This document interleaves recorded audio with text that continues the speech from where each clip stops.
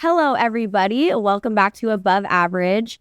Today, I have a very exciting guest. I have Shayne Lamas. Hi. Thank you so much for being here today. Of course. Super close. Okay. I know, super close. So, I feel like anybody knows who your dad is. Yes. And your grandparents. Yes. And your dad's girlfriend. Yes. Okay. We all know Heather. But I want to, for the 90s kids who don't know him that well, I feel like I want to know from the beginning. Take us back. Who is Shayne? How did you grow up? Because I feel like that's such an important part of who you are now. Right. And for me, I'm going to jump ahead a little bit. I find you really, really impressive because of you grew up in so much of the spotlight with parents and grandparents and kind of a whole family very much in the spotlight. And somehow you didn't end up that way. You're a normal mom who's so focused on your kids is what I know of you, right? The little that I know of you. And Shayne and I have never met before, which I think is kind of fun. So we're getting to know each other together. So take us back. Talk about growing up. Talk about who your family is and then we'll go from there. Okay. So I came to know you because Nik texted me, said one of my really good friends wants to meet you. I don't know why she wants to meet you, but she just wants to meet you. She has a podcast. She's awesome. I love her. You'll love her. Will you meet her? I'm like, yeah, absolutely. I love people, and I especially love meeting good people. Yeah, same. Because there are very few of us out here, but we are out here. We're out here. Okay. And so and I said this to you the other day. I'm I'm so brutally honest and so authentically myself. Totally. I do not care if people like me. 100%. And I was telling my husband, I'm I have a feeling Shayne's the same way. And I like talking to people who are just themselves. And nobody else. And especially you as a, podcast host too, people know fake and facade bullshit from a mile away. And I've always known this from a very young age. Mm-hmm. Going back into my childhood, my father was... So I grew up with my father being Michael Jackson famous. We would go to Disneyland and he would have mobs.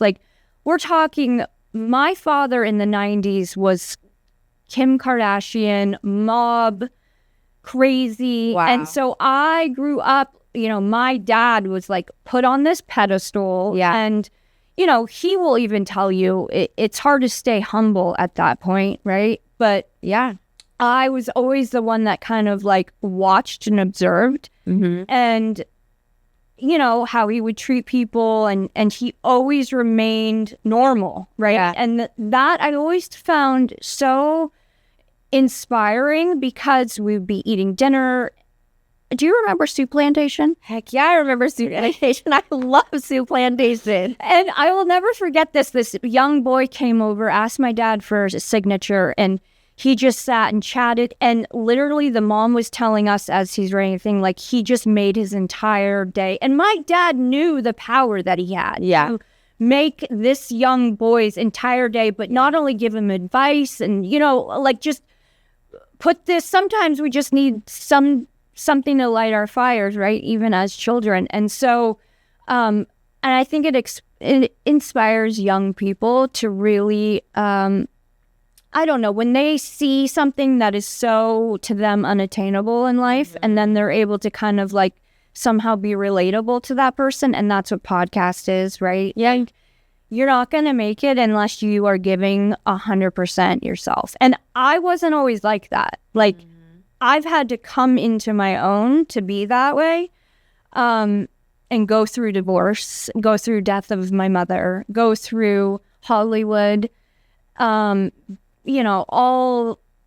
the things that come with that. But I am lucky enough to say that I got out, scot-free, and I don't have some scar across my life, right? Yeah. And I am sane enough to raise amazing, thriving children. And that is, if someone were to say, what is your greatest accomplishment? And mine, hands down, would be my children. I don't care. You're not supposed to give everything to your children. You're not supposed to. My children have gotten and will always get 100% of me because I made a decision to have them, you know, Yeah. what I mean, and bring them into this world. Yeah. And I'm kind of getting off topic, but it wasn't always like that. I mean, growing up in Hollywood, I was raised by, you know, a nanny. Okay. So where was your mom? Are your mom and dad still together at this time? Okay, so I'm born in Los Angeles. It's Okay. years. We're going way back. Yeah, I mean, there's a whole deep right of into like my Hollywood family. But basically, my grandfather Fernando Lamas, he was a huge movie star back in his day. Okay. And I mean, we're talking he was on I Love Lucy as himself, right? Like he played Fernando Lamas. Yeah. Okay. And then he married my grandmother, Arlene Dahl, and she was a huge MGM actress and made many films and went on to, be New York's bestseller for all these beauty books. She just was everything, my grandmother. I'm actually wearing her ring. Yeah. And so they have my dad. My dad is raised, you know, he's doing valet at the Beverly Hills Hotel. And his first job that he landed was Grease. Oh, wow. Literally. Okay. So he went up against John Travolta, and it was between John and my dad, right? But John was going to get it. He was more versed in the acting field. This was my dad's first kind of, and he had to prove himself, right? Because he was Fernando Lamas' son. Yeah. And he got the role of Sandy, you know, the football player that steps in the helmet and goofy. He has like bleached hair. Yes. That's my dad. That's your dad. So they Okay. bleached his hair so he wouldn't look like John. Anyways, that was my dad's very first acting job. Wow. And Okay. he made a name for himself. And so my mom was a publicist at PMK. She was engaged to Kurt Russell. My dad became her new client. My mom fell in love with my dad because my dad is a Latin lover. And I don't know how you could not. Yeah. Left Kurt for my dad. And they married, had my brother and me, and then they got divorced. There's lots of stuff in between. And then we all lived I lived in the Valley with my mom. Are you familiar with? Yeah. Where were you born? In Riverside. Okay. Yeah. So But I lived in Sherman Oaks, Studio City, So, and like all those places. Yeah. Yeah. So we essentially, the earthquake happened, the Northridge earthquake, and my mom got so freaked out that she said, I'm moving the kids to Arizona. And my dad will say this till this day, it was his only regret in life is signing over my mom full custody of us. So she was able to move my brother and I to Arizona. Oh, wow. And they're still married at this point? No, they had they're divorced. And Okay. my mom is remarried. Okay. You know, yeah. Got it. And so I moved to Lake Havasu City. Okay. Oh, my God. From living a life of Neiman's and Nordstrom's. That is vastly Okay. To Lake Havasu City because my mom was married to like a boat guy, you know, that whole life. Okay. Right? And so I went to first grade through my sophomore year of high school in Lake Havasu? raised in Lake Havasu. So I had this super uber normal childhood during the school year. And then summers I would go to my dad's and I'd be on the set of Renegade, the show he was filming at the time. I'd spend all of August in New York, Manhattan, brunching, going to Elizabeth Arden with my grandmother. Like I had that. And it wasn't even like, how do you go from one extreme to the next? Like Lake Havasu didn't even have a Target, like, you know, or Walmart or it didn't. Yeah. But it was just so normal to me because my mom always held herself in class and she was always, you know, nothing changed really. My mom was always so humble, but my mom gave us that childhood. So I got that normalcy from being raised in a small town. So you kind of got the best of both worlds, so to speak. And do you feel like now looking back that had a part in how you ended up kind of so grounded?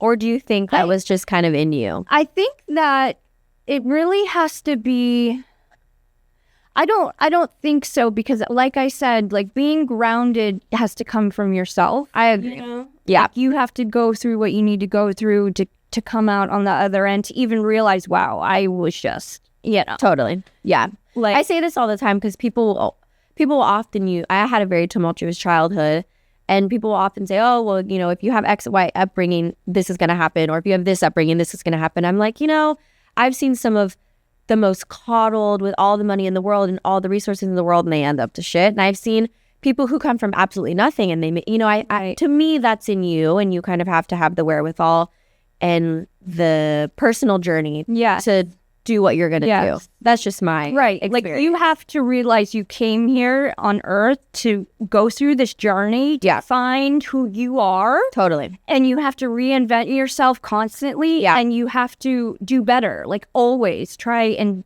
do better for yourself. Like, we are our own worst enemy. We are our only judge. Totally. You know what I mean? Yeah. Like, our only competition is you an hour ago. And so exactly. Yeah. And so a lot of people don't even realize they need to change, right? Yeah. A lot of people don't even realize that they're caught in this like never-ending cycle of, because they don't.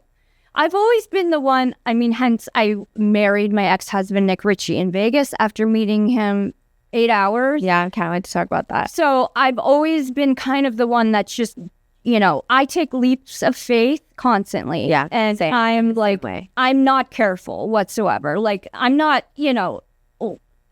like, I will take a leap if it's a huge change. Like, it doesn't scare me. I'm going to jump into this and hope for the best. And then at the end of the day, now that I'm 40 this year. Are you? Yes. Did you just turn 40? Yes. Or it's coming up? No, I did. I just turned 40. Happy birthday. Thank you. Well, 40 is a great... I'm not 40 yet. I just turned 35. Tell me how you think 40 is. I honestly think every 5-year increment, I feel like it gets better. Yeah. Maybe in my own, because I'm kind of like you, where I'm always literally last night I was texting my husband. I'm like, today was a rough day. I really need to work on XYZ with my oldest son. But I feel like each incremental leap just comes with a lot of growth, personal growth, personal realization. So I don't know. 40 to me still seems very young. I feel so young at 35. So thinking about 40 still feels very young, but also a platform of being okay, I don't know. It sounds weird, coming into myself. I don't know. But that's right? what I feel. Yes, because I gave my 20s and 30s. I was pregnant at 24. I married, and I was pregnant with my first at 24 years old. I have sisters that are 24. Yeah. They could never imagine even being married, right? This generation is years behind, even years behind. So me. My sister just turned 30. Be old. When they have kids, they'll be really old. So at least I feel young in that aspect. Yeah. But I almost feel like it's meant to be that way, because yes, at 40 now, my focus is always going to be my children, hence my dating life, right? Yeah. My focus is my children. I could care less about that. So there are things that hit the back burner, but as your children get older, it gives you more time and space to kind of find your, what you put on the back burner. And, anyways, I agree 40, but it's always about finding yourself. My grandfather, my favorite quote is, "It's better to look good than to feel good." And it's basically the same thing, fake it till you make it. Show up, put on the smile. Yeah. And if you need to do the work when you're, 100%. And internally, just always try better. But with kids, it's super hard, because at a young age, you feel like you have to do the career and the da-da-da-da. And I looked at my ex-husband and I said, if we're having kids, I am putting my career, I could care less about my career, okay?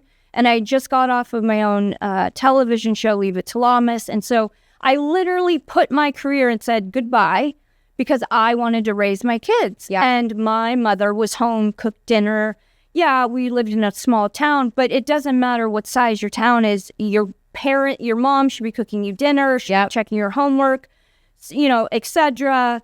And yes, I had this life. Like, my childhood was absolutely incredible. Like, I could cry right now for the childhood my mom gave me. But as I get older, I realize, like, my dad provided that childhood as well. He wasn't maybe not doing but if it wasn't for him, I wouldn't have been able to do all these amazing things that I did. Cheerleading. I mean, we're talking about all the things you do in your childhood. Yeah. And so, anyways, I grew up in Havasu. Then, to kind of sum it up, my mom's husband at the time cheated on her. We come home from school. My brother had just started to get into the acting thing. My mom was driving him to California for auditions. He booked a role. So he's already moved out of Arizona, and he was 17 at the time on a show. Wow. Okay. So my mom was going back and forth, and I always knew, like, as soon as I graduated, I was out. Oh, I'm back. Yeah. Okay? Like, I haven't been back to, like, Havasu since. My own daughter has gone with her friends, and I'm just like, oh yeah, I used to, that's kind of lived there forever. Jumped off that cliff. I agree. What street are you on? Because, like, I grew up driving there. Yeah. And it's small. It's not big. Yeah, it's very small. And so we moved.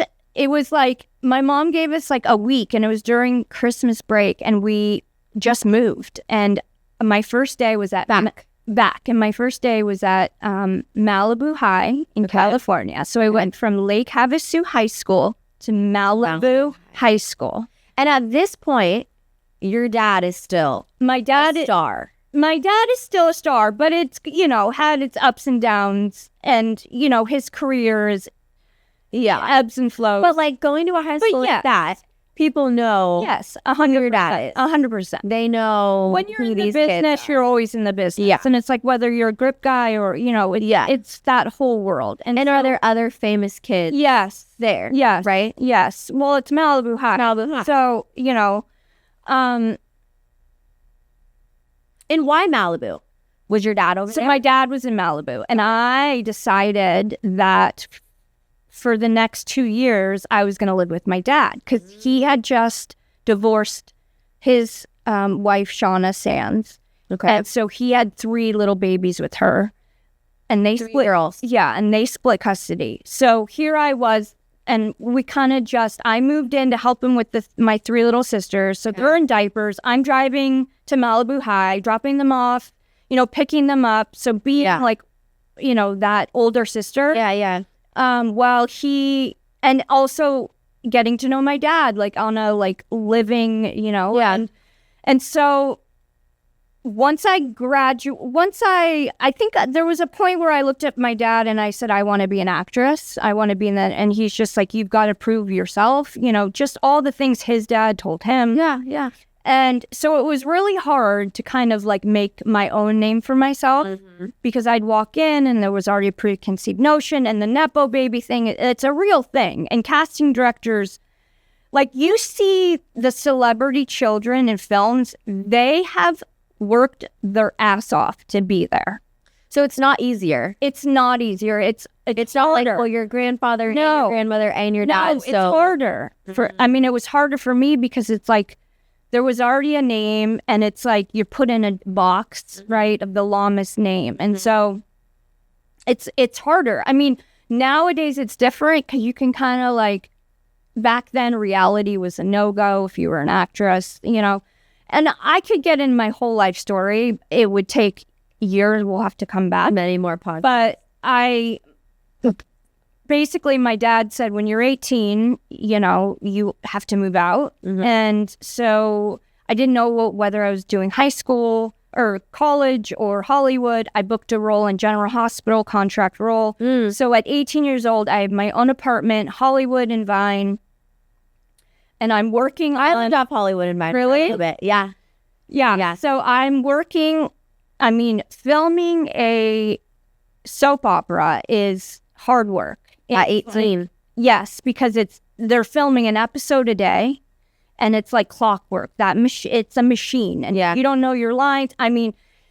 So for General Hospital, I just went straight to work, and then I just started getting into films, and all these little things, and working on film projects and just getting there. And so my big breakout role that was not mine, because in the end I didn't book it, but you kind of do your dues as an actress as you come up, you know, and I was right there, like in the casting director, like top 5. And Gossip Girl's pilot came out. And so this was an audition. I'm like, this is mine, right? Yeah. Like, and I was right there. For who? For Serena? Yeah. And I was like, there's just a few of us girls. I'm not like going to name names, but we're all blonde. We're all in that typecast that we're all kind of like, you know, right there. Okay. And like it was our times, right? And so anyways, it was between Blake and I for Gossip Girls, and she got it obviously, and it was hers to have. She killed the role. She did excellent. That was what her life was meant to play out to be. Yeah. I didn't. But how did you feel? Did you feel? Well, then you feel devastated, right? Like, because I was so excited about the project, and you know, when you're an actress, like you want to feel like you can be that person. And but how old were you then? I was 19. Okay, so like, and you obviously, hindsight now, in 5 years, you would have still been filming, but instead you had a baby. Yes, you know, 100%. Yeah. So like, now I can look at it and be like, she killed it. She's amazing, obviously. But back then it was a huge hit. Yeah. But not only that, you know, and it's Hollywood. So I'm used to this at this point. I mean, I remember going to a premiere that I was in, and it was like this movie. And then I was totally cut out, and I wasn't told, but someone told the reporter, and then they tried to surprise me. Like, do you know that your role was cut out? And so I was like put on the spot, and I'm just like, no, but I wouldn't doubt it. It's Hollywood. This is what we've signed up for. And I walked off the red carpet and went in the bathroom and cried, like, called my agent. I got, you know, who told. I was just more mad that I was set up than being cut out. Who wanted to set me up? Yeah, and do this and leaked in. Embarrassed me, you know, on the red carpet to promote this movie. Anyways, you gain thick skin. And so then the writer's strike happened, okay? And nothing was happening. So basically, pilot season ends. I didn't get Gossip Girls. Writer's strike happens. I'm at the Grove. Bachelor producer approaches me. Are you single? Yes, I'm single. Would you be on The Bachelor? Oh my God, I love that show. But no, I'm an actress. Like, we don't do that stuff. Like, that is a career killer. You can ask my friend, though. You know what I mean? Anyways, push comes to shove. I end up filming The Bachelor. And winning. Because, obviously. You know, it's funny. They told me the whole time, you're just here for, you know, but I was actually there for the right reason. Like, I always thought, like, okay, if I'm going to meet like an amazing bachelor, ABC Bachelor would probably be the best bet to bring me that. You know what I mean? So why not? Yeah. So why not the gold? Yeah. Well, that's a whole different. Anyway, so that turned into my own show for Leave It to Lamas. Then after that show, I realized that I could not film with my family and being my family's like secret boss and trying to get my brother, and he was in the midst of his career and being a bachelor and partying, and like I couldn't, and it was all so fake, like Leave It to Lamas. I didn't like the direction E was going. I wanted more authenticity. They wanted, you know, Real Housewives at the time was like the big thing. They wanted like the glitz, the money, the duh. And I wanted to show the real raw, real family. Shit. You know, my mom going through menopause, you know, like coming over to my house and, you know, thinking she's still 30. And you know what I mean? Just like my dad and, you know, wanting to date my friends because at the time he was single. And so, like, and like a blended family, right? Because now there's a lot of you. Yes. Well, right. Yeah. Well, I don't know, were the kids on the show? My siblings. It was just my brother and I. Okay. And we're blood, and then my sister Dakota, who I grew up with in Arizona with. So my mom's daughter. Got it. Okay. And my dad. It was supposed to be Dakota from my guy from Havasu. Yes. Got it. Okay. So my I don't even know where it's going. Anyway, so that, and so I'm like, I need a break. Bachelor went to Leave It to Lamas, And then leave it to Lamas. Went to Hollywood. I need a break from you. And I went to Vegas with my ex-stepmother to watch my little sister's cheerleading competition. Shauna. Yes. Okay. We got in a fight. Keeping up. Yeah. I'm keeping up. A lot. Yes. Okay. But I'm with you. I don't know how this is going to be edited, to be honest, because this is fucking... No, this is it. We're running. Like, I'm learning the story while everyone else is learning the story. All over the place. So Shauna had 3 kids with your dad. Side quest my life, like, in all the details. It's insane. Anyway, so I go to Vegas with Shauna. We fight. She wants to take alcohol into the convention center. I'm like, no, you can't. Mm-hmm. But at this point, you're 24. Yeah, 23. Okay. And just because I feel like I already know where this is going. Yeah. So then we get in a fight. So I don't know what happened, but like I end up drinking Jack and Diet in Vegas. It's Plaza Hotel, just trying to get a breather. And I called one of my good friends from LA. Like he was like a nightclub guy. Okay. And I told him, hey, you want to come meet me? Because I saw when we had BBM on the BlackBerry, you know, it was in Vegas. Yes. Remember? That would show our locations. And so I'm like, hey, I'm here. And I told him where I was at. He's like, all right, I'm on my way. So I'm sitting there expecting my friend. And in walks this guy in a bathrobe, like a Caesar's Palace bathrobe, slippers. Yeah, I don't know where this is going. Black painted nails. Okay. Sits down and goes, hi, I'm Nik Richie. What's your name? Oh, God. And I'm just like, at this point, I thought I was a stranger, right? Like, and I am not. So our friend must have told Nick, hey. Black nail polish? Yes. He used to paint his toes. No. He used to paint his toes Linkin Park in the Dark from OPI. No. Yeah. And then I had to put because he was like the dirty guy, it was I feel like I can't even like fathom. Yeah. So okay. But you have to take yourself back to 2009. I don't know. Anyways, I had no idea who the fuck Nik Richie was. Okay, so he's in a robe, black painted nails, and what else did you say? Slippers. Yeah. Sits down. I'm Nik Richie. Okay. What's your name? And I'm like, I ignored him. Like I was not, I was in a fedora, Tory Burch flats. I was just not, you know what I mean? Yeah. And I don't know who he thought he was. He obviously thought he was Nik Richie, you're right? But same energy. Right? And he's like, I'm like, no. And he's trying to talk to me and he's like, wait, this chick doesn't know who I am. And from his side, I don't want to speak for him, but I think he was more intrigued that I had no idea who he was. Yeah. It intrigued him because apparently every woman did. And so, I mean, at that time, kind of. Yeah, that's weird. And so he's like, I'm Nik Richie. I'm like, great. And I'm like, why are you in a bathrobe? He's like, I just hosted. So when he said the name, did you put 2 and 2 together? No. Had no idea. I had no idea there was even a Nik Richie. And what year was this? Like 2009, at the height of the dirt. At the height of So he's at the height of his thing. And me, the only thing I knew of bloggers back then was Perez Hilton. Okay. Yeah.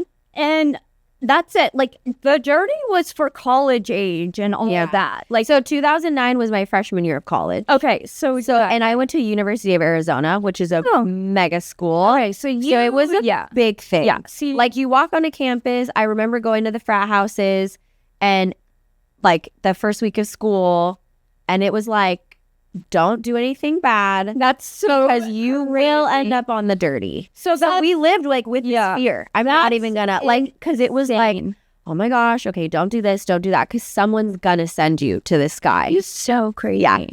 Wow. And that was 2009. It was like he thought that that was everywhere. You know what I mean? Like obviously men tend to think like, you know, if there are big fish in a small pond, they're going to be a big fish in a big pond. And and I'm from LA world, right? Like a blogger? Like what even is that? Yeah. Like, can you explain? Because I just know who Perez Hilton is. Anyways, he said he just hosted a party at, you know, one of the pools. Okay. And I'm like, you hosted? And I knew what he meant by that because I had just hosted at a night, party, and we were getting paid like $50,000 to show up at that point. And so I was just like, what are you, like a DJ or something? And he laughed and he's like, a DJ? No, I'm Nik Richie. I'm like, okay, you keep saying that. I don't know who you are. What is Nik Richie? And he's like, the website, The Dirty. And I'm like, is that a porn again? Yeah. I was like, did you really say that? Yeah. I'm like, ew. Like, are you porn guy? Yeah. Like, porn star? Do you want me to introduce you to Girls Gone Wild? Because, like, he's one of my friends. You two could probably hook up. Yeah. And do something. Yeah. Which, years later, of course. Everybody Nik knows has come from me, by the way. Let's just put it out there. Okay. Anyways, so I took him from his little Scottsdale, Arizona, nightclub. Was he living in Scottsdale at the time? Yes. So anyways, okay, we're getting off topic. So I meet Nik. He's intrigued and I'm bothered. And I'm like, I got to go back to my thing. Anyways, he wouldn't leave me alone until I gave him my number. And he would just, and I was like so annoyed with Shauna. So I gave him my number because I was like, if I have to escape tonight, whatever, I'll call this guy. I guess, like, he hosted. He can't be like, he can't be that somebody. Yeah. And at that point, you didn't Google on your phone. You didn't, so I still had no idea who he was. Okay. So cut to that evening, stuff happened in the hotel room. And I told my little sisters, I said, I'm going out because this is like Sean and I just weren't getting along. And so I literally had nothing to wear. I think, I was just I don't even know. I pulled something together and he's standing there and he's like, come with me. He walks me into Tao. Okay. And this is when I start to realize, okay, he might know some people. And I'm starting to realize, okay, he might be somebody. Yeah. I'm feeling a little more comfortable because, he's not like a random. Yeah. And, the owner of Tao just came up to us. The chef just introduced themselves, right? And, but Nik fully knows who I am and my world and where I came from, but I'm just learning about his. So we go out to a nightclub and Nik is just fully immersed in wanting to know who I am. He was obsessed. And to me, I was just like, wow, I'm from LA. It's like, guys don't really want to get to know you. It's very much and so I felt like this is the first normal guy that and he's a blogger. He's outside of the entertainment. He doesn't want to be famous. You know what I mean? And I turn and I look over and I see 25 of the most stunning, all 10s, 11s, blonde women that are college age lined up, right? On top of the, just standing on above, in clubs, Yeah. with their drinks, staring at us, and I'm like waiting to get their moment. And I was like, wait, you see that? Do they know you, Nik? And he goes, oh yeah, oh those girls? Oh yeah, I'm hosting here with Arizona's top 25 hottest college women. Oh, okay. Well, see, and I'm like, you're hosting with all of them? And we're here? He's like, yeah, we're at the owner's table because that's, kind of inappropriate and I wanted to get to know you. So that just gives you a little taste. Here I am, 23 years old, and I'm like, wow, this guy, he really wants to get to know me. You know what I mean? They were hot. Mm-hmm. Why isn't he over there? Yeah. You know what I mean? Yeah. But, we could get into it, push come to sub. Who were they? What, But it is because you're no, you could go if you just wanted to hook up with a bunch of hot girls. And, you could be and I'm sure there was some love there, and I'm sure. Anyways, I don't know where the marriage thing came, but we got married. And wait, okay, but that night, yeah. So he had all his friends. I had nobody. The next morning, but did he? Okay. Was he we're in love? This is it. Or were you both this? We're in love. I think we were both fucking just crazy. Those take a leap. We really thought we were in love. Let's get married. This is it. And I asked him 5 questions on the way to the White House, to the chapel. Okay. What were the 5 questions? Do you remember? If he wanted kids. And he said yes. He said yes. If he had dogs or cats. And I said yes. He said he likes dogs. Yeah. would he move back to California? Because I knew I always wanted to be back here. Because at that point, all my family now is back in California. Does he have any other kids? That was a huge question. Yeah. Because he's what, 10 years older than you? Yeah, 7 years. Okay. And if he had any other kids, and with that question came, had he been married before? And he had been. Oh, he had? Yeah. So he was married. With no kids? No kids. I'm like, are there Nik Richie kids? I don't know. No, yeah. Okay. So shockingly, there's not. Yeah. Which is so shocking. Yeah. Right? But I didn't know he was married before. Yeah. So he was married before, and they got a divorce because he was starting the dirty and she didn't want, So I'm not going to speak for Nik and his, but yeah, he was married. But I come from divorced parents. My dad, my mom, I don't look at it like, oh, you're that's a negative. Yeah. It was just like, okay, you've been divorced. I should have asked him when was the divorce, because it was like 8 months ago. I think, I want to say, I don't know. Anyways, bottom line, we got married. So from meeting him at the bar to walking into the chapel, it was like 24 hours.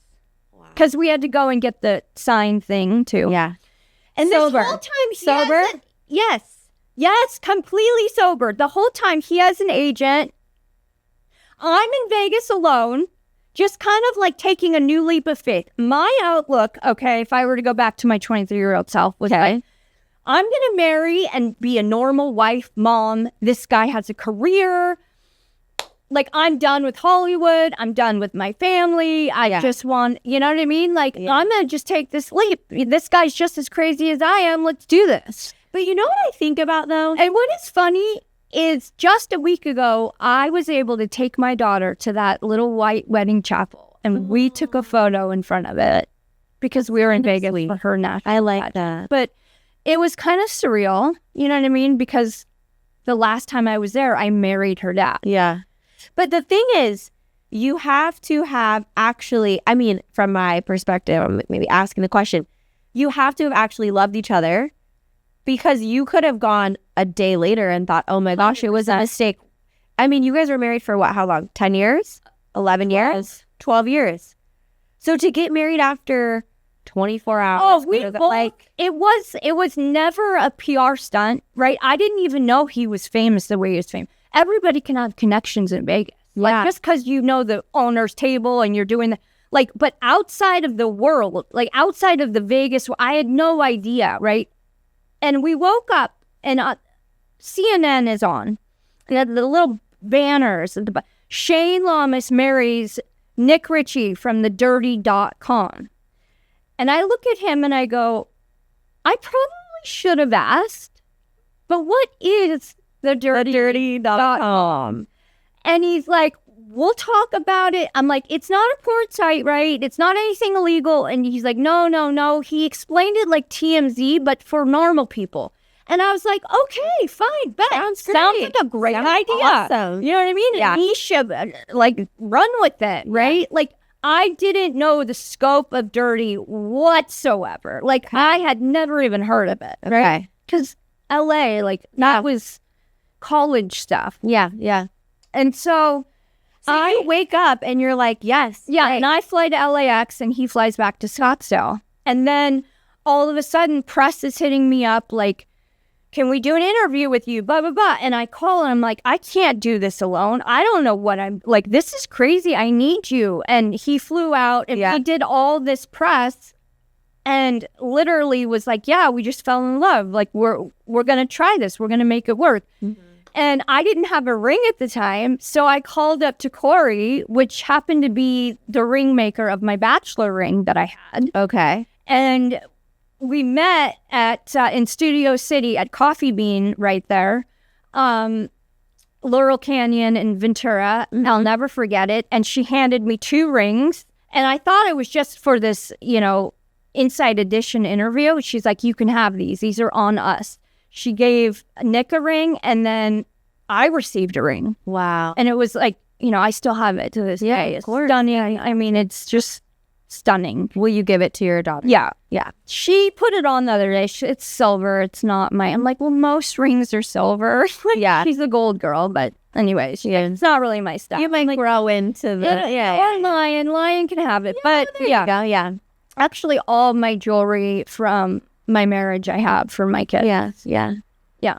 What were you... Okay, so I'm just curious. So what were you wearing, though, when you get married? So your bird, your fedora? No, I went shopping. I went down to the gift shop at the Caesar's Palace. And you know how, like, it's like sun gear, like palazzo pants? Yeah. So, like, I was very like, well, I'm getting married. I need to be in white, like, you know. But I didn't want to do the cliche because I didn't know this guy. I had nobody there. So, a white palazzo pants and a white silk, like, button-down collared shirt. Okay. And at the place, I got, like, a veil that I just put. Wow. You should go look up the video or I will. The photo. Yeah. And it was maybe classy. Steve can edit us a photo. Can we put a photo Insert here? Insert the photo for us. The little white wedding chapel. And it was just very sweet. And Nik had like 10 of his guys there. And they bought those shirts with the tuxedo on them. And I said, turn those shirts inside out. This is not a joke. Yeah. So I made all the guys that thought it was a funny joke. Yeah. I mean, in hindsight, now I should have kind of taken more. I was just, Yeah. And they all thought it was a joke, right? But I don't think that they realized that Nik and I didn't. I don't know. Like you both were like, no, this like, is it. He had an agent being like, you need to marry her, Nik. Like, this will take you from here to here. This is Lorenzo Lamas' daughter. You know what I mean? And so, like, but Nik, I mean, it's actually kind of a beautiful story if you really think about it. Like, I know you guys have gotten divorced, but now you have two beautiful kids that you raised together. Totally. And the thing is, it's like, to me, because like Kim Kardashian did this, and then it's like, 72 days later. So like, you hear about people, Britney Spears did it, and then they're like, okay, actually, we're not in love. But I mean, 12 years is a long time. And especially nowadays, I'm 35 and we have married friends. We have many friends who have gotten divorced by the 5-year mark. I mean, that's sad to say that. 100%. But like to go 12 years, and it kind of makes me sad that you guys didn't last longer. Well, because I mean, 12 years. It just shows like I really, really tried in our marriage, and I assume that he would say the same, right? I just don't feel like he tried enough. Like he wasn't at the like rip my soul. Like I will just everything and anything to try and fix myself and what I need to give you and, you know, be for you. And that's what you needed. He just thought it was always so like about funds and money and I gave you the best life. You had a G-Wagon, you had, you know, the latest bag. And it's like, I screamed to the rooftops. Like that stuff I didn't care about that. Yeah. I needed you emotionally. I needed you to check on me emotionally. I needed you to like not just assume I wanted this like light. Like I wanted a real family. Like, you know what I mean? Yeah. No, it's interesting. I mean, my husband and I are obsessed with each other. We just have such a great marriage and we're truly best friends. We have 3 beautiful children. But we even go through, and I don't know if it's like a man and woman brain thing, but whenever we do get into an argument, which everybody does, it always comes back to he's like, look at our house and you drive an Escalade and like you, and I'm like, I could live with you in a paper bag. Totally. If you're kind, you're caring, you show up for our children, you like, I think, and have your back, like, and support. Yes. Like, no matter what, even if you're thinking crazy, yes. Like, or I'll say this too, because I'm like, I'm always going to be crazy. Mm-hmm. I just am. I'm going to hit some hormones or something's going to make me off my rocker. You have to be 100%. Like, totally. A ride or die. Right. You don't have fuel to my fire. Absolutely. I'm fired. Right. All the time I'm fired. That's what I feel like as far as marriage goes. And listen, marriage goes through its, like, there's a period which you're going through now where, like, young kids and the mom, we are usually the ones at home because we are the mothers. That's what we're meant to do. The men are meant to be the gatherers and go and build, right? And we are meant to be home. And I'm just a very old thinker, classic kind traditional of like family values. And you work yes, for this. I you birth go these out, babies. you fight the, Yeah. I will take care of this. And that's how it is. And that's how it, like, I tried to tell him, but it became where he was like, oh, you have the best life. You have the best life. And I understand, because when we divorced, I realized just how much life, like, there were so many things that, like, I didn't even have to think twice about. Phone bill, gas, like, there were so many things that I hadn't thought about in years, right? Yeah. And where, like, he was providing in a way that... And, like, he just took that as the husband, he took the bear of all the stress. Yeah. But in return, I took all the stress of raising children, making sure they're growing up to be good little people and doing their homework. I mean, these are all hard tasks as a mom, like, right? Like, to be handed these babies and, like, okay, you can go now. Yeah. Have fun with that. Well, and I say this, excuse me, to my husband. I'm like... And running a home in general. Running a home is a business. I say this all the time. Business. And I say to my husband, I have to stay so regulated for them. I'm constantly managing them, managing their emotions. And again, I'm not complaining about it. I love it. I love it. Totally. It's the greatest thing in the world. But these are I'm things that somebody are, who's like my emotional support. Right. Because it's not them, because which they shouldn't be, they're children. So I'm pouring into them all of this. I need that back. And I'm like, unfortunately, like, sometimes I have to be regulated, and it has to come from you. Like, who is my co-regulator? Right. You know? Right. Exactly. Like, who's my emotional, like, pouring back into me? It has to come from you. Even if you're busy, even if you're stressed with money, even if, like, and I don't know, that's just maybe people on the internet are going to, like, blow me up for this. But I'm like, it's not my mom. It's not my dad. It's not my... it's like, and especially in this era of raising children, are you kidding me? You're so much. You are one. You're married, okay? Yeah. Like, that's it. Mm-hmm. So if you're not yes, he is to provide you that. Like, you're not. But I think a lot dating and miss that. And like, again, I think men are amazing. I'm not like a man hater girl. Right. I just think there's like this weird disconnect that I see from most men, who men's brains goes to like, I provide for you. You have a nice car. You have nice jewelry, nice clothes. Our kids go to private school or whatever it is. Yes. Great. Yeah. I did my job. Check. Yeah. And then to be able and make it became like, if you don't understand that your marriage is just going to go up and down and there's going to be ebbs and flows, like, you have got to understand that, right? It's not all going to be honeymoon. Mm-hmm. And if you just understand that maybe you'll wake up and not like your wife that day or whatever, like, but at the end of the day, that's your ride or die. You're going to get through this, you know what I mean? Time and like, there's going to be, but you'll get to the other side if you guys just have each other's back. And I think a lot of the times, I felt like Nik didn't have my back. I would go to fight to death. I went to Dr. Phil to stand by his side to say, look, I don't think, I understand why people, because after I learned what the dirty was, it was a whole, like, who did I just marry? Like, let me show the world this side of Nik, right? Yeah. That people understand it's entertainment. There's a line, but it's entertainment. He found a niche that wasn't being exploited, and he went with it. He ran a business with it. Blame him, kind right? Like a Perez Hilton. Yeah, Perez Hilton's right. Nasty and stuff about people. Because and these days he'd be, he could never do that. But no, the times are different, and he should have done things differently. And I think he'd be the first to admit, he should have done things differently. Yeah. And at the end of the day, he has.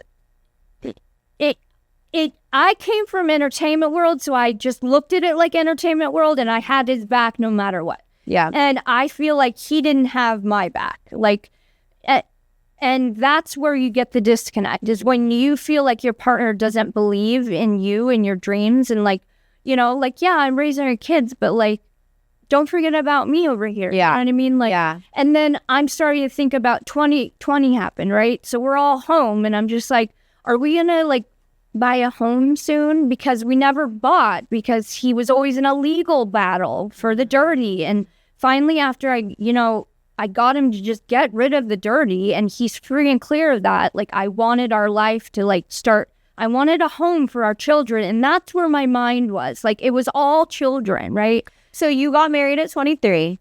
A year later had Press. And where did the name Press come from? So Press came from, because Nik will tell you that there's two things. When I got married to Nik, I could care less about the like media going, but he's just a very outgoing person. He wants to, so I was introducing him to Hollywood and I said, hey, instead of going to these nightclubs and getting drunk with the owners, why don't you sit at the owner's table and discuss business, hey, let me promote your website on mine, like start making money, on the side, not just be Nik Richie. And so like he started to become business minded. So then I introduced him to Hollywood and he started making connections there. And with Nik, you can introduce him to anyone and he'll take it and run with 100%. it. And so he'll network that's what he should sell is how to network, right? No, really. He should sell a course on how to network. 100%. He should. That should be your business. Yes. Like, instead of saving women. Yeah. Maybe. Or Peppy. Or whatever. Peppy. I don't know. He's like on some, like trying to save someone's kids. Never mind. Okay. Last it was Lucia. Yeah, that guy. Oh, I don't know. Oh, Pee-Pee. Oh my gosh. Yeah. Anyways. Okay. I don't selling a course on how to network. So here I am back home and he's going out to all these meetings, making this, brand of himself. And I am like, he's going to Harvard, journalist, he's, and I'm just like supporting him, gung ho. Yeah. And so, now I'm like in my 30s and I'm like wondering about stability and money. And I'm asking questions and he's not liking that. And so things just like escalated really quickly as far as just like, it just all blew up. And it's like, I needed X, Y, and Z, and he needed to be Nik Richie. And it's like, there was no give or take. I filed for divorce. I thought he would come chasing after me like in the movies. Yes. And I didn't get that. And it's like, you know what I mean? I'm a Scorpio. I'm not going to like wait around. Like, okay, if you're not going to like actually chase me, like literally put your running shoes on, what are we doing? If he would have fought and said, no, we're making this work, 100%. You'd still be married. Oh, 100%. Because I will tell you what I've been through the last 5 years, okay? I wouldn't wish it upon my worst enemy. People tell me, if you were to tell your, younger self 5 years ago or anybody that's in your position, and I'd just be like, unless he is literally beating you, don't get divorced. Don't get divorced. Just figure it out. Yeah. And because I am proud of myself, don't get me wrong, for being able to sit here today fully, like, without playing victim, without playing, poor me, without being on drugs, you know what I mean? Like, a straight mind, because of the torture that man, we're all different when we feel crossed, and we all, have different, but he just went for it. Like, he went for my character. He went for every single thing that you could publicly go for somebody, and everybody believed it because I wasn't talking. What I mean? I'm not one to sell my story. Yeah. I'm not one to call up TMZ, hey, I'm going here, send paparazzi. Yeah. That's just, I grew up in that, and it's like a no-no. Like, you don't, you know what I mean? Like, I'm not gonna... Well, I love you, Nik Richie, but hurt people, I think. Yeah. So when you're hurt, 100%. And you're going to go that no, you're going to play dirt. I've forgiven him for that, even though it's not like I say this to him, it's just for myself. I've forgiven who he was. I don't think he realized the damage that it caused me to say, hey, she's on drugs, taking care of my kids, hitting me, like, that's damaging to a woman that doesn't talk on a podcast every day like he did, and like very vocal. Well, yeah, because like, how do you get out Yeah, and I had always kept our relationship problems between us, right? So that was another thing. You did a reality show, together. Oh yeah, we did a few things. Yeah, What was the about breaking up or saving your marriage or something? it was like couples therapy. Oh, okay. So yeah, we did that because he wanted to do that because with my name we got a big check. That it was all, I didn't want to do that. I just had my daughter 6 months and he's like pulling me to go film. And you know, in hindsight, he was good for me in that. He got me out, kept me, he would say relevant, I guess. But I think relevant enough for him to use off of, like, you know, what he was trying to build. And that's fine. But I was just trying to be a mom, you know, and raise my kids here in Koto. So at the end of the day, you know, we've all made it out alive and my kids are thriving and that's all that matters. Yeah. But yeah, I think that if he actually fought for me, because we can all change for something that we really want. Yeah. You know, if you really want something. Totally. But your pride has to take second. And his pride is very much still intact. Mm-hmm. Like, he still has to go through, I don't know what, but like if he just, you know, and I'm not going to speak for him. I don't mean to like this be a negative thing or anything. I've got a lot to work on in myself. Yeah. But like if I didn't go through what I went through, I wouldn't be this woman that I am so proud of today. I needed to go through that to wake myself up, you know, and I needed to be humbled and I needed to be thrown back into reality because I was just so numb going through the motions of just being a mom and like I hadn't felt in so long. Yeah. You know what I mean? So no, it is hard. I mean, even sometimes Michael will say to me, like, just do nothing, like just focus on our kids, which I love. I mean, that is my life. 99.9% of my day is just being with our kids. But there is also a part of me that's like, I need to keep something that I love. Right. Yeah. It just is. Even if it's for 1 hour, even if it's during their nap time for one, you know, day a month, where I can come and sit and do something I love. I just think it's so important because it's almost like that mundane. It's not the mundane because the day doesn't have to be mundane just because you have kids. But I mean, just having something that's your own. Totally. And doesn't have to do with the kids, which I know kind of sounds weird, which I talk so much about my kids, even in doing the podcast or whatever it is, but it's like, it just gives you a little something 100%. And you know, he's supportive for letting you figure out what that thing is. Yeah. It's like, you know, Michael is very supportive of that. With Nik, it was more or less like, yes, you can have the thing, but here's the thing. You're going to have a bathing suit line. I don't want a bathing suit line. Yes, we're going to put 20 grand into this bathing suit line. I met this chick, blah, blah, blah, blah, blah. I don't want to promote a bathing suit line. So what and all of a sudden, I'm going to Vegas to promote a bathing suit line. It's like, so you did it? You did have a bathing suit line? I don't think so. I think for like a second, maybe. Right? So it was always about, it was never like what I wanted. Yeah. Right? So there was a lot of just me trying to like come back to who I am even, you know, and that comes back around to just, you know, at the end of the day, if someone would say like, you know, I mean, divorce is brutal. I think there's no sugarcoating it. Like, figure it out. Yeah. If you have children, figure it the fuck out. Because my kids, and I will admit, they have trauma that I know they have. We talk about that they have. Like, there's no sugarcoating it. Like, there's full trauma because when you're divorcing and then your ex-husband is trying to use things against you to take the only thing that you care about, your children, away from you when you know it's wrong, it's like, it's gonna send you into a psychosis. Like, you're gonna be crazy because you're making me crazy. Yeah. And then all of a sudden, I'm screaming at him. He's filming me. My kids are right behind me. I'm yelling at them, get in the house. You know, it just gets messy. Yeah. Period. No, it does. I think this sometimes, I mean, we have some friends going through divorce, or you just hear about friends going through divorce. And of course, it's like, oh, the girl went crazy. And I've said to my husband, I'm like, listen, yes, but I think if someone was trying to mess with me and my kids, I'm going to go cuckoo.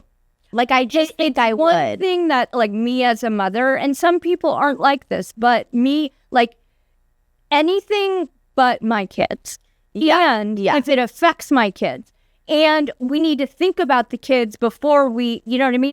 Like, if I had control over this divorce and co-parenting thing, my kids would think we're best friends. Yeah. That we have it all figured out, that we did this amazing. Like, if it were up to me, they wouldn't be involved or had seen anything, you know what I mean? And so, well, that's kind of the catch-22, because people say, don't stay together for the kids, you know, whatever. You hear that all the time. It's like, if you're going to get divorced, people say, oh, we stay together for the kids, and people advise against that. But I don't know. I come from a crazy divorce, you know, everyone's divorced and all this kind of thing. And it's like, as that kid, you're exposed to so much. I remember everyone going to, and I was raised by my grandparents, or I was raised by my biological fathers. It would be like Nik's parents, like if the kids were raised by them. I was raised by them. But I knew when everyone was going to court, like from literally age 6. And that, I knew when everyone was going to court, I had to go to court. I had my own attorney by age 8. I had my own mediator. I remember being left home around like age 10 or 11. And there was like files from the court. I remember reading through all of them. I already just knew. I'm like, okay, so you're doing this and you're doing this and you said this. And so I just knew all of it.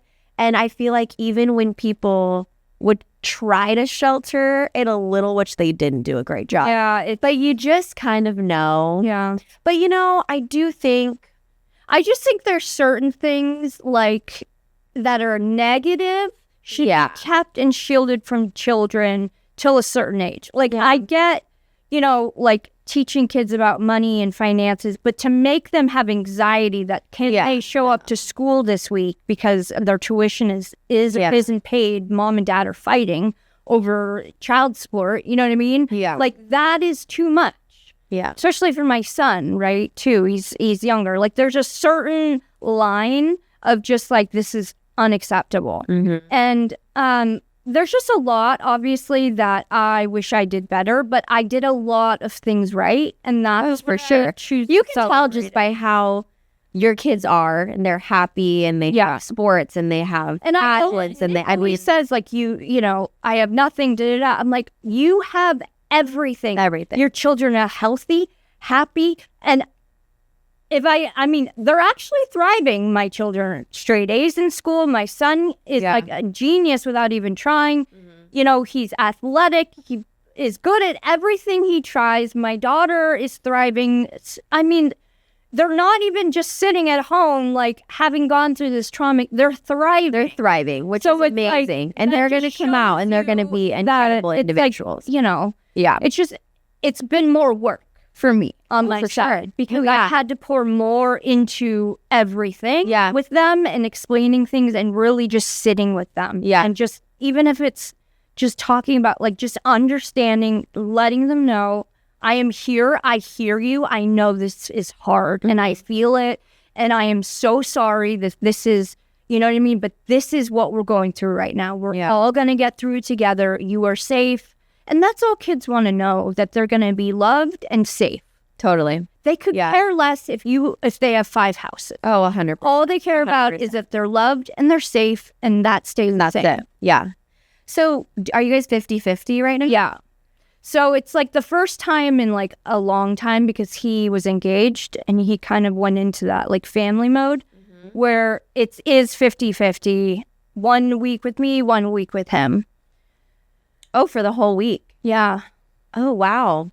Does that make you sad? Well, I see them every day. Like, my daughter just texts me, hey, can you bring the jeans from the car? Like, I'm going to all my son's, like, I volunteer at my kid's school every day. So even on Nick's time, you're still seeing them? 100%. Yeah. And now that my ex-husband is not engaged anymore, even more so. Like, now I can walk into his house, hey, what's going on? Like, we've come full circle. Now, don't quote me on how long this will last. Preston and I we have a bet. Okay. We're thinking like till September-ish. But everything feels good. Where everything is like, we're good, he's good, like let's keep it going. I needed to stay forever. And like, if another Whitney comes, it's like, we're can't let that happen. okay. We can't you know let what that I mean? happen. So okay. I have a question, maybe a not allowed question, but when they got engaged, did it make you sad a little bit? It made me nothing to do with finances or anything. Yeah. But like emotional. I'm not gonna lie, it was kind of like gulp, like, Yeah. I mean, he was my husband. Yeah. He's my kid's father. Your kid's father. It's just, we were together for so long and I know him, like, I think there's like but I think that if I knew, like, I want Nik to be happy. I want him to find, when we divorced, I told him, like, I want somebody that will go to all these events with you and be excited to be out in the public. And, like, I want you to meet your person. You know what I mean? Like, I want us to find our yin and our yang. And, like, and that one wasn't it. And you knew that one. Oh, yeah. Well, see, here's the thing. But it's like, am I going to be like this when my son brings a girlfriend home? Like, I'm just going to know right away. Like, she's not the one, Lion. Yeah. No. Yeah. You know what I mean? But I think I know Nik so well, but I also am a very good people reader. Like, totally. And I've had to be. Growing up in Hollywood, you have to know the snakes from the people that are actually trying to help you. And if you need help, grab on. You know what I mean? From, like, the people that you need to stay far away from. Well, I feel like you're kind of like me too. My husband would say that I'm impulsive, but I just think I have such a good gut read, and I trust it. And sometimes it's off, and that's okay. But for the most part, I just know. I'm like, nope, you're out. Yeah, I will meet someone, or he'll bring a business partner, or I don't know, whatever, a new friend. I'm like, nope, I don't like him. I don't like her, whatever. Or I'll meet like a new babysitter. I'm like, that's the one. Like, she's ours. Like, you just know. Like, I am so much energy, and I, like, you don't even need to talk. And you know what I mean? Although I feel it. It's gonna be like, or if I'm just, and with Whitney, it's not like we got off on a wrong foot or anything. I just knew that woman was not gonna be good news for, I don't know. Yeah. It's hard to say because, like, I don't want to put words in my mouth, and then, like, I feel like if they just maybe relaxed and dated and she flew in, saw her boyfriend like normal people do, and then flew back to her kids, like, I wouldn't have been so, like, caught off guard. But I was very caught off guard with the, like, she has kids, where are they? She's here, she's flying back and forth. Like, I started to judge her on that because as a mother, like, other mothers, if they have a certain, like, something, it's not usually, there's something else there. And I would tell Nik all the time, if she's willing to leave her children, you don't think she's willing to leave you in 5 years, like, for a better life? And I'm, I don't know her, and that's unfortunate because I wanted to get to know her. But she never gave me the time of day. And I mean, I'm glad that we're over that hill. Past that. Moving on from that, everyone. Shit. I mean, I was trying to be that, like, awesome ex-up. Yeah. The cool ex-wife. I would talk to my TikTok and I'd be like, okay, so either this is going to end up really bad, or, like, she's going to end up in my passenger seat and we're going to be best friends. Like, that's how I look at everything, like, because I'm so, like, girl, let's just go to lunch, you know what I mean, and figure this out. But, like, weird people and, like, I'm not on the same, like, wavelength. So, like, we're in a blended family. I mean, I grew up separately, but my mom and her now husband, who she's been with forever since I was little, he had a daughter from a previous marriage. But when my mom and him got together, she was like, my sister was like maybe 6 months old, 7 months old, whatever. So, like, a baby. Yeah. But those two, meaning her mom and my mom, have always had the best relationship. Yeah. And I remember even when I moved in, so I didn't move in with my mom until freshman year of high school. But I remember, like, and my mom was working and, like, trying to figure it out. And there would be days when she would be like, hey, Michelle is gonna get you, or you're gonna go to Michelle or whatever. It does take a fucking village. And it was never like, I'm telling you now, I'm 35. I've known Michelle forever. When I had babies, Michelle came to bring my first baby a gift. Like, it was never weird. They would all go to Marissa's dance, Marissa's swim, Marissa's whatever. Yeah. And it would be like, everyone's just here to be for the kid. That's like how, and that's how it should be. It was like that with my stepmothers. And like, my mom never made me feel like weird, that, you know what I mean? And that, I think, taking it back to your question of how did it make you feel when they got engaged, I think I was more sad that I didn't know this person. And there was that, like, I was more like nervous for that part because I had tried so hard to, even if Nik hates me, like, if you're gonna make it out here in California, like, you need to be your own woman, like. Yeah. And I was just very confused at the fact that she would say hi to my children and not me. Like, you're at my son's baseball game now every Tuesday and every Thursday, and you just ignore me. But I'm very much here. You watch my TikToks that have now over 1 million views of you not RSVPing to my daughter's, you know, it's like I'll give an olive branch and then I just get thrown in the face. Or like, Nik would be like, stop making the TikToks. Well, if she's watching them, why hasn't she called me and been like, hey, let's go get coffee. Let's talk about this. Like, I don't understand. So obviously she likes the fact that, like, she's being this way. You know, and then I just was like, okay, whatever. Well, and I think too, like, again, I've never been through divorce. I've just lived in the environment. I think it just is a natural progression that the mother of said child always is going to be respected and a part of the situation. Like, you can't, and I think what people try to do is they try to, like, force that person out. Yeah. And it's like, unfortunately, that doesn't work. No. That's the person who brought said child into the world. It just, there's no getting rid of that person. No matter how hard I try or what you do. Exactly. You know.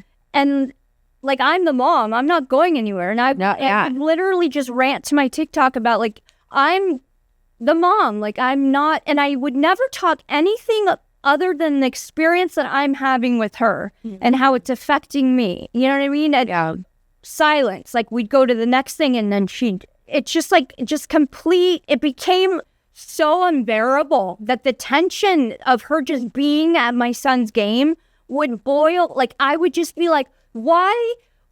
I just knew it was fake because it's like, I mean, example, her and Nik, they break up and she doesn't even say bye to my kids. I mean, that is prime example. She was pretending to be this, like, stepmother for all this time, going and supporting my son, but yet they break up and she doesn't care to say, like, I asked the kids, like, has she reached out? Like, if I would want to properly say, or at least call and speak to the children of my, and here's what's going on. And or just like, I love you, I'll always be here. Nothing. She left the birthday cards my kids gave her. You know what I mean? Like, it's just like the whole, and so it makes me know my intuition was right. Like, obviously, he just showed up there. Why would you go to the games and just sit with Nik? Like, why? Why even go? Like, if it wasn't ever about fully supporting my kid.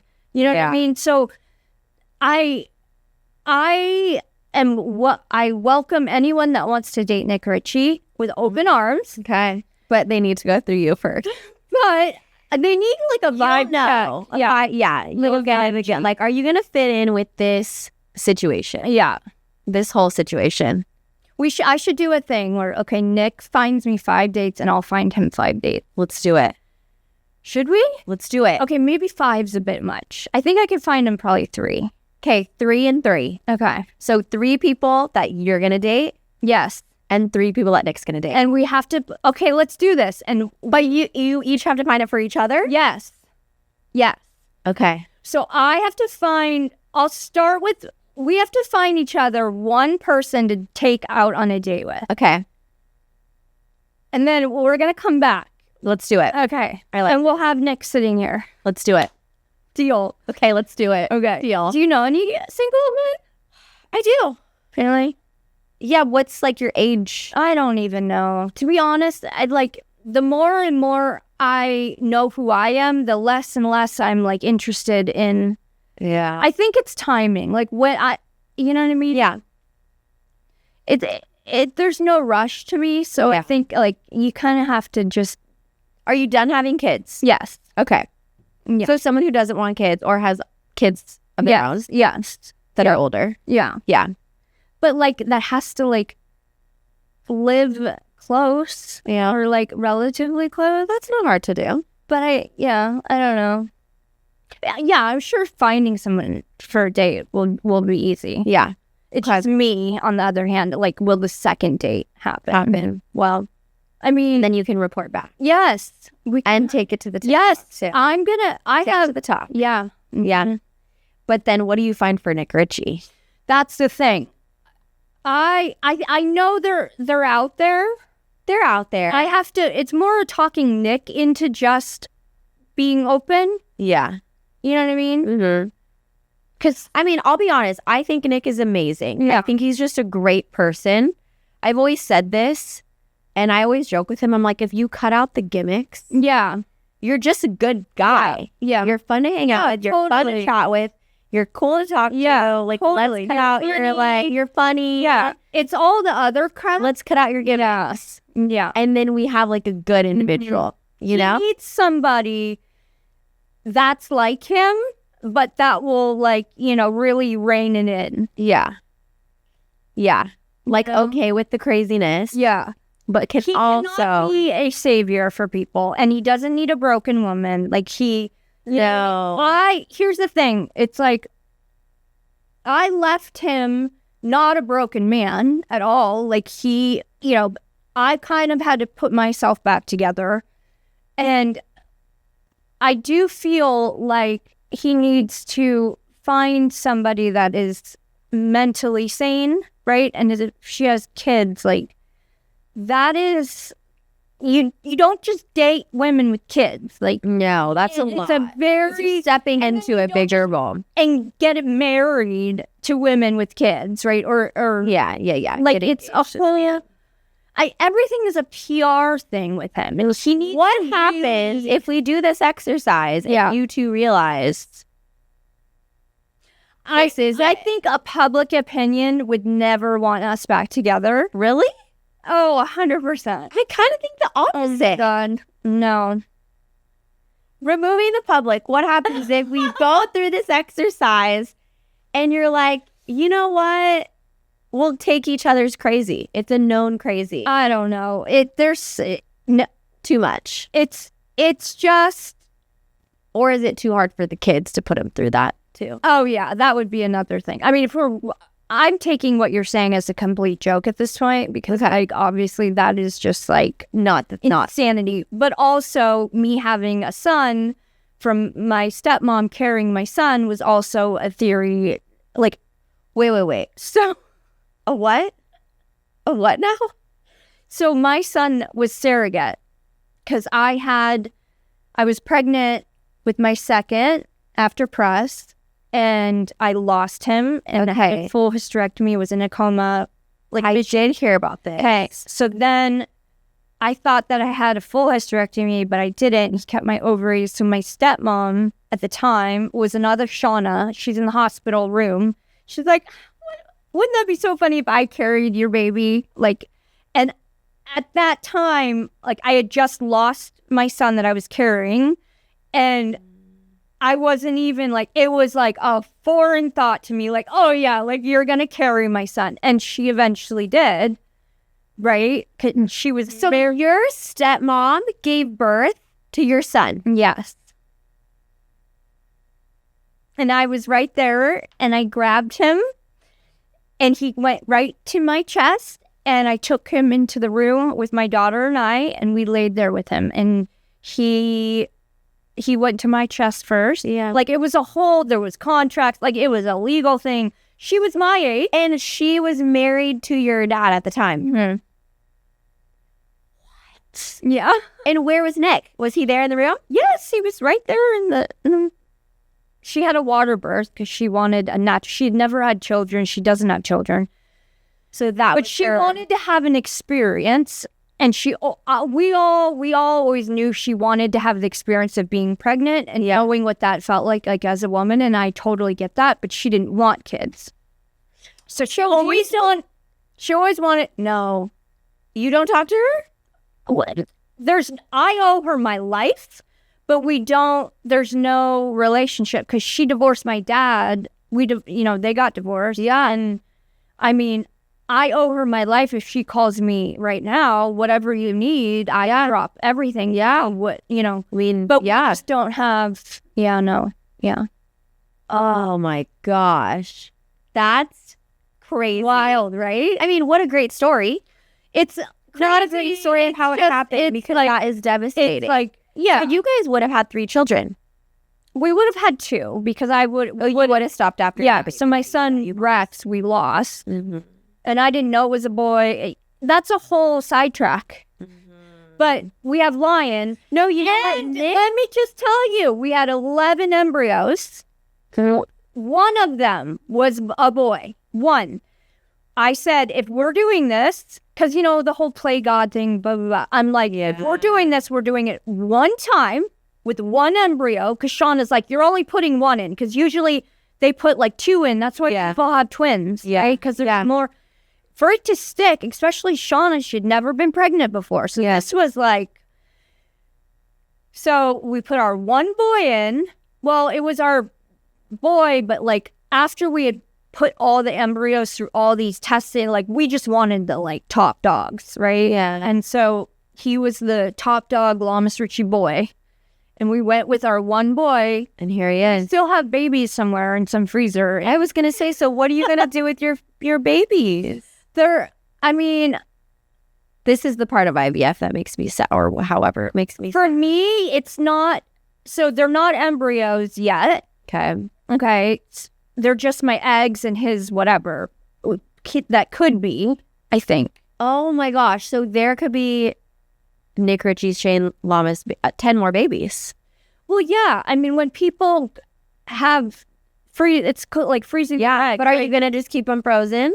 Yes. So there's in the contract, if we divorce, they were supposed to be, whatever. But I told Nick, I said, we should keep that. I mean, how do we know if, let's say down the line, press needs some, I don't know. How do we know they can take some DNA? I don't know. You know what I mean? Like, not like build the baby or like make the baby, but like if they need some cell, I don't know. I was just like, if, they might be gone because Nick probably didn't even pay the bill. So they might be gone.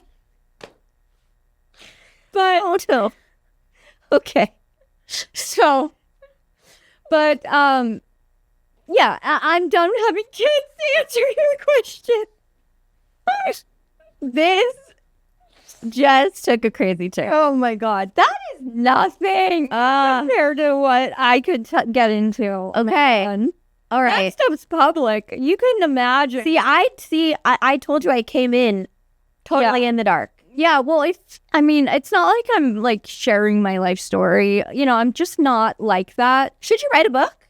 I am. Oh, you are? Yeah. Okay, good. Yeah, it's like 3, 4, it's almost done. Okay, good. That's been, because then I sidetrack with that too. Yeah. But it's like going to be a 3-part book. And TV, you're done. Well, I mean, never say never. You can be any age and act. Oh, yeah. And reality. I never say never. Yeah. I mean, the thing that I'm running into issues with, Nick says, get a job. Okay, but it's so easy to say that because I'll go out and I'll get a job, but they want me in Canada for 2 months or even like 3 weeks. Even like there's this, like you go film in a big house in London or something, and I could make a good amount of money, but it would take me away from my kids for 30 days. And that's not going to happen. I was offered that. That was the last job that I was offered. Nick's like, the kids won't care. impressive. Like my national pageant, like what my son's like, I'm on All Stars, like these little things that needs to be local. I would rather just Real Housewives, no Housewives of OC. Oh God, that's been on the table for years and years, and I always said like unless there's like a full sweep, new, fresh, that I wasn't because. I really know all of them now. I mean, now it'd be different. We were signing, and then when I filed, I pulled the rug because I just didn't want to put my family through that and the kids.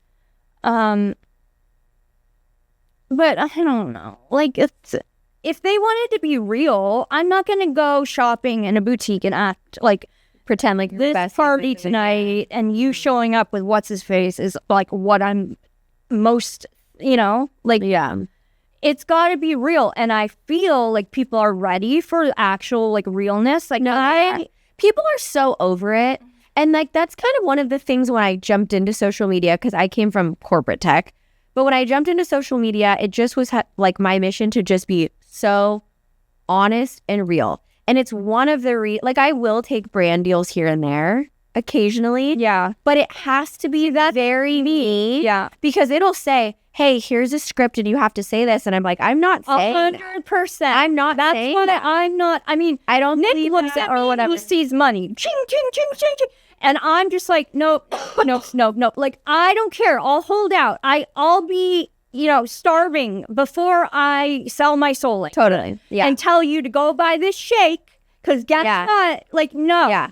No, I'm the same way. I just had a brand yesterday that was like, hey, we want you to say that you use retinol. We want you to say da da da da. I'm like, for like $2,000 for a video. And I'm like, yeah. People know me so well. I know. That's what I feel. Even like, I was like, listen, totally. If I got on screen and said, hey, I use retinol every day, all of my followers would be like, no, you don't. Never even mentioned what that. Are you saying? Yeah, exactly. But you see a lot of that. I mean, I follow girls and one day they're like, oh, taking colostrum is not real. And then 3 weeks later, they have a colostrum deal. And I'm like, 3 weeks ago, like, people don't forget. I remember you just said, There are people that are still following the sheep or whatever. Yeah. You can't, it's done. It's like done. That it's whole done. shit of like all people of that. Get it. It's done. I mean, it's not the whole influencer thing. If you aren't giving substance, something like to sit, I want to sit and listen and like actually feel like a part of the conversation or learn something or gain a new perspective or, something.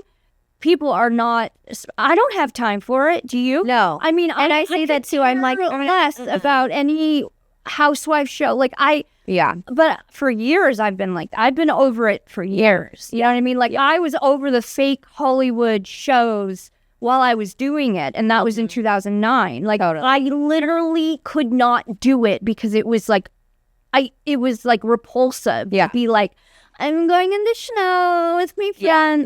You know what I mean? Yeah. And I grew up with Paris Hilton. I grew up with all of them. And I remember when she started to stop with her shtick and just really being her, I felt like just this sense of relief because it's like, no, she's not really like that. You know what I mean? It's a stick and you just have to respect her. She knows her brand. And you know what I mean? But that's finally, when you see them start to shed like this whole outside persona and children really will bring you 100% sent yourself 100%. You're like, you're not faking anything anymore. And I will roll up. I'm like, I don't even care. Like, people who follow me know what I look like with full face makeup and glam.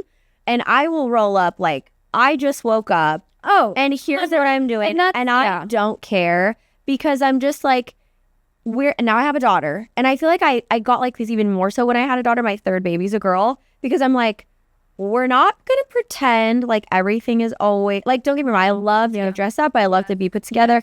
But there's a point in the day when, and I also went kind of like, not that I was ever super into it, but I've just chosen, and I'm very honest about this, like, I don't do the Botox filler thing. I'm not 100% against it. Like, to each your own. I actually just, on another podcast, I'm like, I'll get a facelift. Like, I'm all about the facelift or whatever. But I was like, right now I feel like we have so many young girls starting younger and younger, getting all this work done, and then pretending like, oh no, I didn't. Like this is just normal. It's so, and it's like, no, Yeah, I want my daughter to be innocent and young and just be who she is. And I just feel like that's not encouraged right now. I know. It's all about trends, and it's all about, I don't know. I'm going. I know. I talk to my daughter about this all the time because I don't like when she idolizes somebody. Like she really idolizes Taylor Swift. Taylor Swift has got her fans on the tin. Okay, don't get me started. And it's like, don't get me it started. boils me because my daughter is even more talented than Taylor Swift, and I literally try to like tell her, you could be that and so much more because you actually are what she sells people she is, okay? Like gold heart, true, you know what I mean? I mean, I knew Taylor from Taylor being nobody in LA, like this raggedy girl that played on the good, like, Yeah. we don't, you know, to then she had a machine put behind her and that's who we see today. Okay. End of story. I'm like, so I'm trying to teach my daughter, this is all a machine, okay, that is, you know, behind you. Really see she has all these diaries and blah, blah, blah, blah, blah, blah. It's all a story. It's a show. Yeah, it's a show and it's a facade. And I'm really trying to make sure she understands the smoke and mirrors because she is an entertainer. She's naturally, like my daughter, I've heard her sing. She's great. Nickelodeon star, but I've kept her from that world because I want her to have a normal childhood. And that's one thing that Nick and I have been able to do is keep them in a solid school, keep their childhood safe and within the community and not sell our children out and not whore them out, I guess you could say, you know what I mean, for celebrity or fame. And I've kept the cameras away because I want them to have a normal childhood. And so it's like when all that is said and done and they're off, like who knows, I could probably do, you know, whatever, who knows where I'll be. I'll probably hopefully like in San Tropez on a yacht, you know what I mean? Yeah. Who I'm wishing that to manifesting but that's, you know, where I'm at right now. So I will work.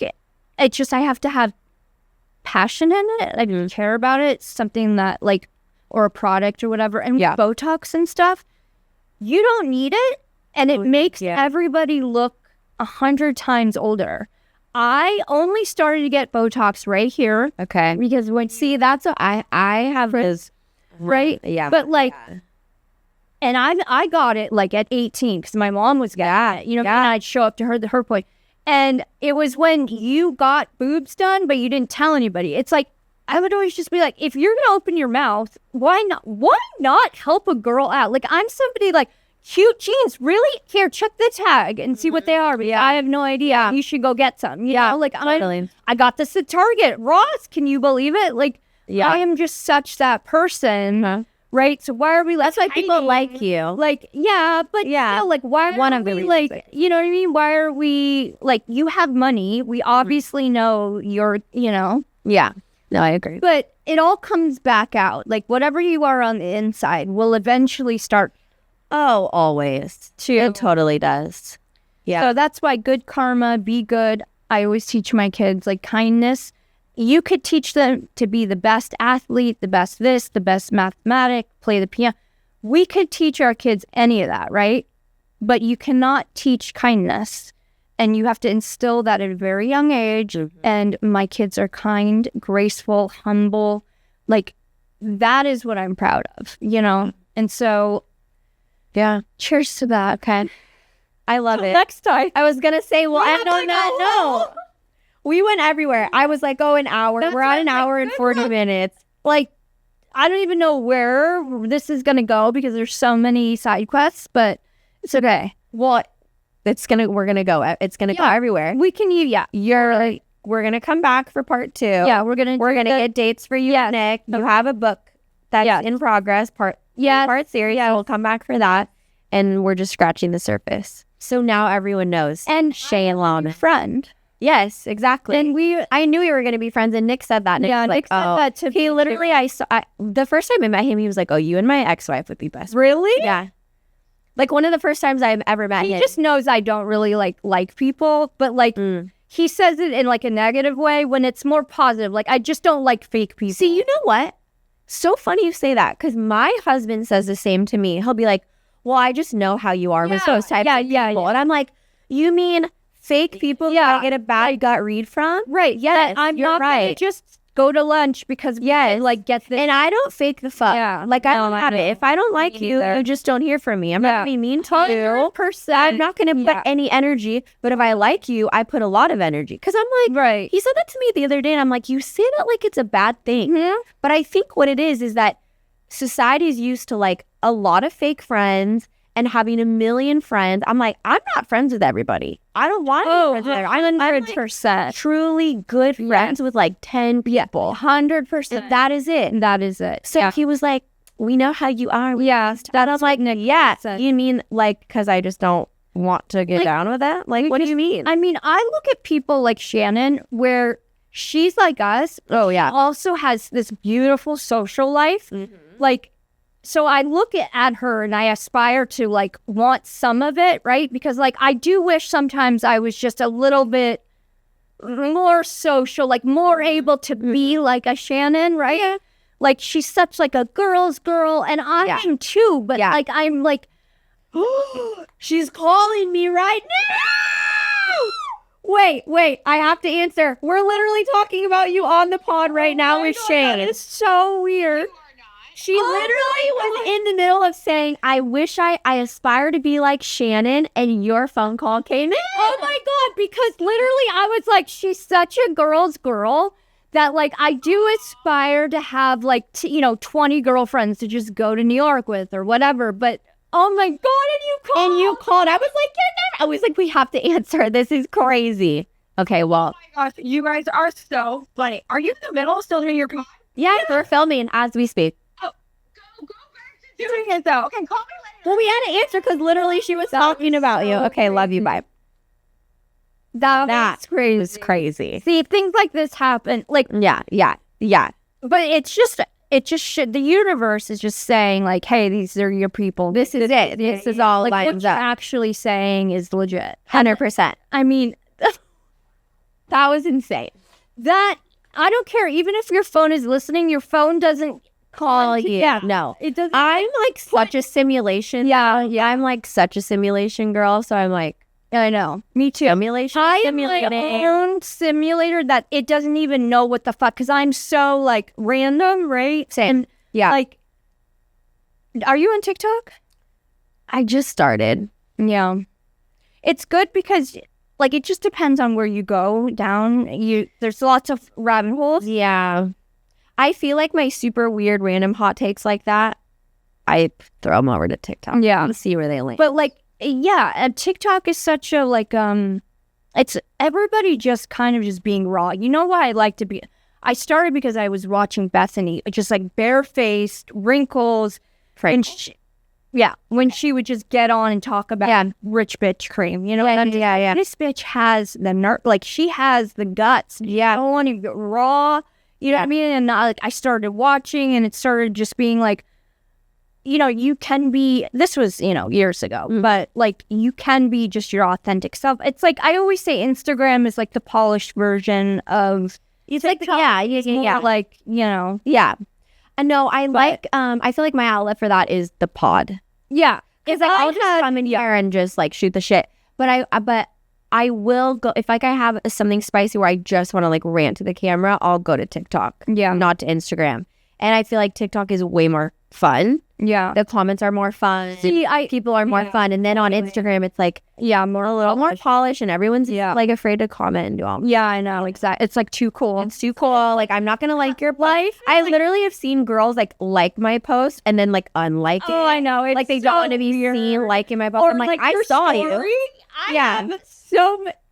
I know. Like every time, like I know you're I know you're with my girl. It's okay. I see it. I like people stuff all the time. I don't get it. Oh, I'm such a hype man. For people that I like, I'm like the ultimate hype man. 100%. It's honestly one of the reasons why. Like if I don't see you for another 10 years, I will still be like that's just how I am. Once I like you, and you're in. And once you're in. You know what I mean? Yeah, you're in. But like, but if you're out, you're out. Yeah, you're out, you're out. Like, I won't ever be rude or say, no. But like, I just, but you'll know. Yeah.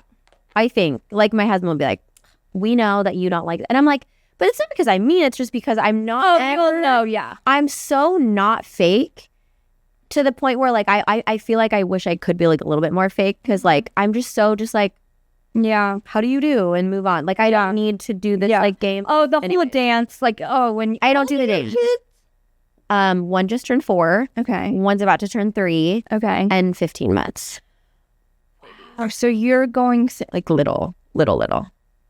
And also because of that, there's so little that I do not even have the boys? energy. 2 boys, 1 girl.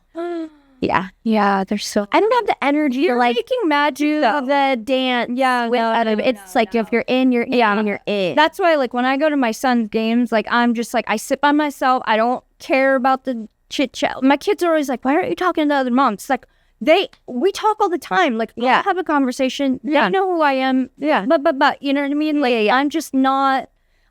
Yeah. Okay. All right. That's it. That's a wrap. We love it. Okay. Goodbye, everybody. Oh my God. 2 hours later. Steve, that's it.